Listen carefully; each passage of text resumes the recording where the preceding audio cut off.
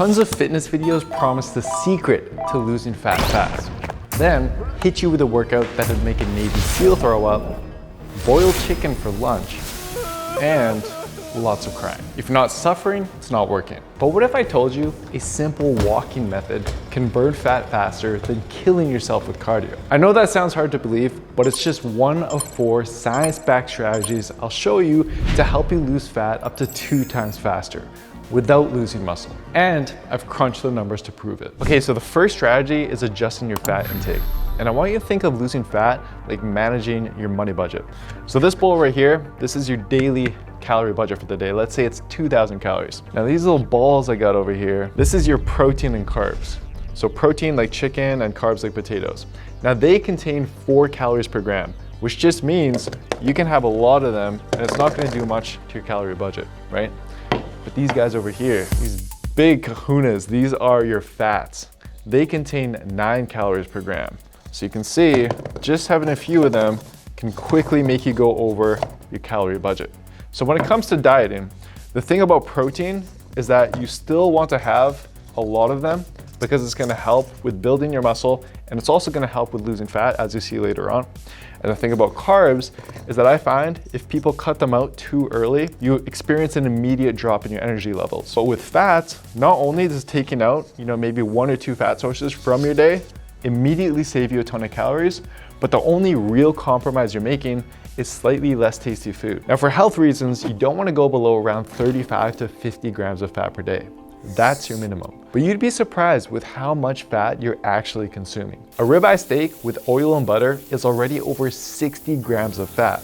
That's almost 700 calories right there. So here's what I want you to do. Think about the fats you eat every day. Cheese, butter, and even healthy fats like avocado. Starting tomorrow, cut however much you usually have of these in half. Now I'm half Filipino, so my big fat sources were from meats. Tons of pork, sausage, spam, and even weird meats like full-out pigs laid on the dinner table and balut, which is basically a half-born duck, which is very cruel now that I think about it, and it explains why every friend I brought over for dinner never ended up coming back. Anyways, I want you to also check if you're eating any of these high-fat proteins. Delicious, but calorie bombs. So try having just one of these daily, and then for all your other meals, choose a more pure protein source from this list. And you can apply the same concept even when you're eating out. All right, so I'm at Chipotle. I just got the chicken bowl with some guac and cheese, and I took out half the guacamole and half of the cheese, and I'm gonna use my Built with Science app. It's got an AI scanner that'll calculate the calories. So we got about 100 grams of guac and about 15 grams of cheese together. That's 200 calories, right? So just by cutting the fats in half, you're saving 200 calories. And so when you're ordering, maybe you just ask them for a little bit of guac, a little bit of cheese, instead of the normal serving that they give. You can apply this when you're eating out, apply it to your foods that you eat at home. And obviously, if you take out all the fats, it makes it taste not as good. So that's why I'm saying just cut half, you know what I mean? You still get a lot of the flavor, but you save a ton of calories. Now, I would recommend using some kind of food tracking app to keep track of this. I personally use the one that we built here called Built with Science Plus, as it personalizes the fat intake for me, and it lets me know how much wiggle room I have and to prevent me from going too low. But regardless of how you track it, if you just cut one fat source in half and make one protein swap, boom, you're saving up to 250 calories per day, which already speeds up your fat loss by half a pound per week. And you can lose even more by combining it with the next strategy, the walking method. So when most people think about fat loss, the first thing that comes to their mind is cardio.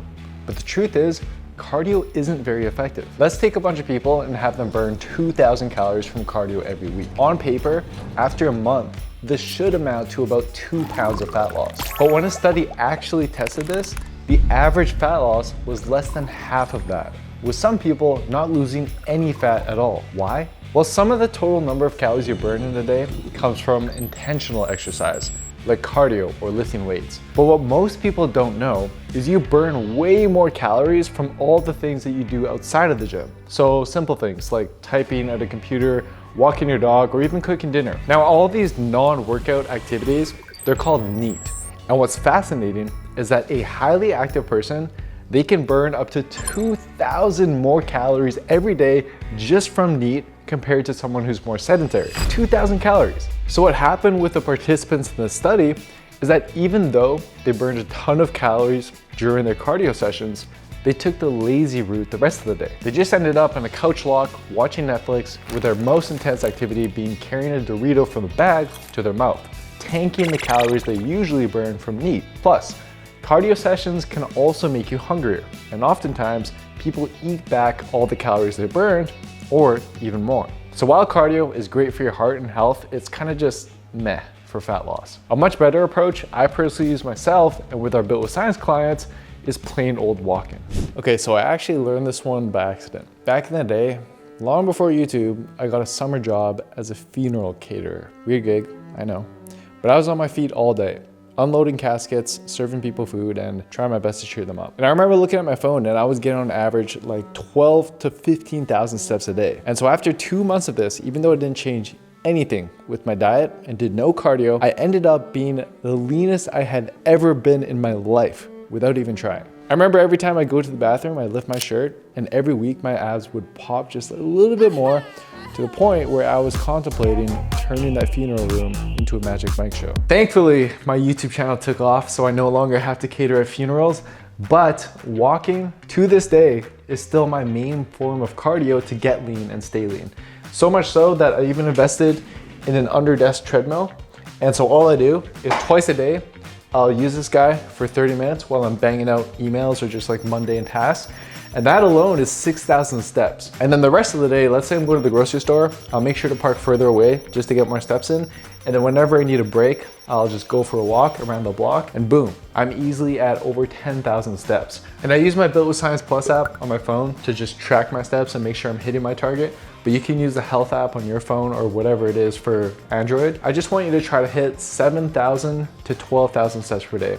Anywhere within that range, that's a good sweet spot to aim for. And guys, to put this into perspective, a 30-minute walk, that's 3,000 steps, right? So let's say that every day you start just doing that. The average person is gonna burn 100 to 200 calories from 3,000 steps. So if you just simply add a 30-minute walk every single day, after a month, you can lose an extra pound of fat. And every single week, that's gonna speed up your fat loss by about a quarter pound of fat. And you can speed this up even further if you apply the next strategy with your diet, which is called the accidental deficit. The easiest way to prevent calories from being stored as fat is by not eating them in the first place. Let me show you.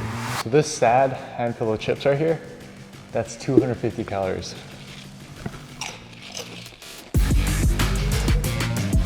That was the easy part.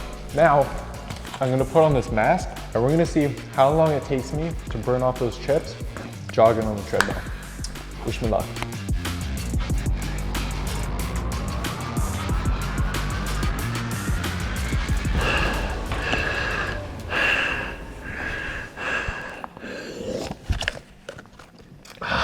So that was an excellent reminder of how much I hate running.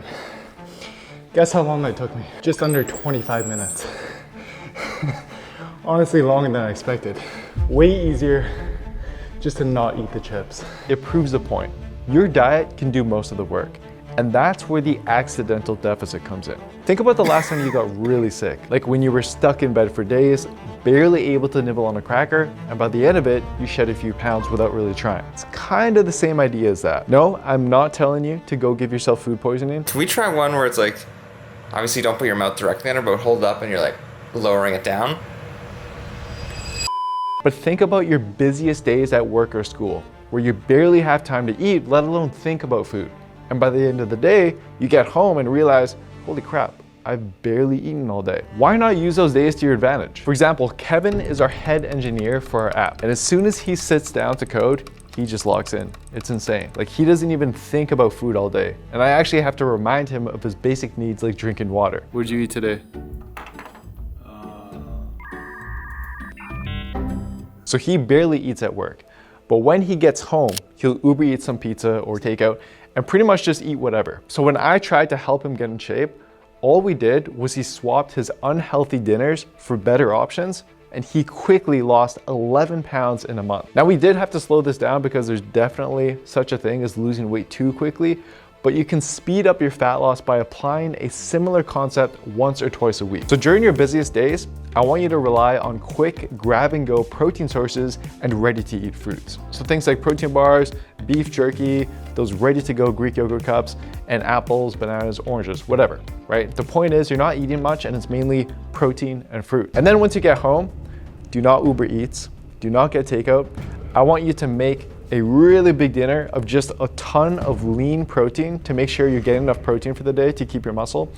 And then just bake a ton of veggies, right? So bake or steam, or you can even just have a big bowl of a mixed salad. Afterwards, I want you to go right to bed before you get to snacking. I'm gonna pull up a sample day of what this could look like. Now, if you do this right, you could end your day eating as little as 1,300 to 1,600 calories. For most people, this is a huge deficit, and it's why I don't recommend doing this more than once or twice a week max, and preferably on your rest days. But even just doing this once a week, that can increase your average daily calorie deficit by about 100 calories and help you get rid of an extra pound of fat per month, or a quarter pound of fat per week. And it'll feel like you're not even trying, right? But this will work even better if you combine it with the last strategy, eating foods that do the work for you. When it comes to dieting, everybody talks about calories in versus calories out, but they're really just focusing on the calories in side of the equation.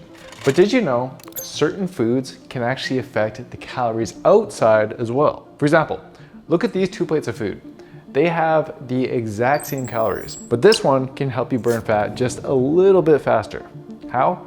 Well, most people don't know this, but your body burns a certain amount of calories just from digesting food. And protein is special because a solid 20 to 30% of its calories immediately get burned up for digestion, absorption, and metabolism, which is more than double any other food. As a result, studies have shown going from a low protein to a high protein diet can raise your daily calorie burn by about 4 to 5%. It may not sound like much, but that's like doing a 10-minute jog every single day. It can add up to an extra pound of fat loss every month. Not to mention all the muscle building benefits this has as well. Now, as for how much protein you should aim for every day, if you take your body weight in pounds, so let's say you're 200 pounds, and you multiply that by 0.8, now if you're in kgs, you'd want to multiply by 1.8 instead. That's going to give you your daily target, right? So 200 pounds, 160 grams of protein per day. If you're way under that right now, then I would definitely prioritize your protein intake. But if you are hitting around that or above that, then that's awesome. And instead, focus on the next 2 foods, resistant starch and fiber. Let's take 2 groups of people and have them eat 2,100 calories per day. But one of them, we're gonna feed them mainly processed foods that have been stripped of fiber and starches. So think chips, white bread, and juice. The other one, we're gonna feed mainly whole foods with lots of fiber and starches. Think potatoes, oats, and fruit. So a recent study actually did this. And again, despite eating the exact same amount of total calories, the whole food diet, in addition to being far more filling, led to participants excreting an extra 116 calories per day in their feces. Now, as a half Filipino who grew up eating a very low fiber diet with every plate basically looking like this, white rice and processed meat, trust me, I get it. It's not easy to adjust your diet and taste buds.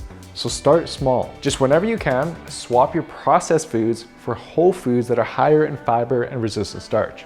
So think oats instead of cereal, potatoes or beans instead of white rice, popcorn instead of chips, and slowly make eating fruits and veggies with every single meal non-negotiable. Now, if you put all 4 of these strategies together, even with me being conservative with my calculations, you're looking at an extra 1.2 pounds of fat loss per week.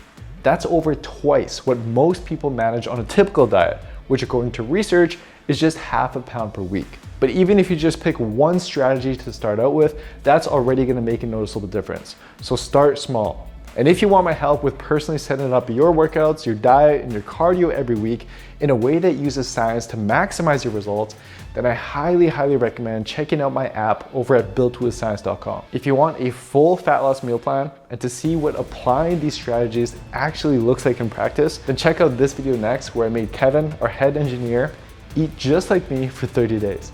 Thanks for watching. Don't forget to subscribe for more, and I'll see you next time.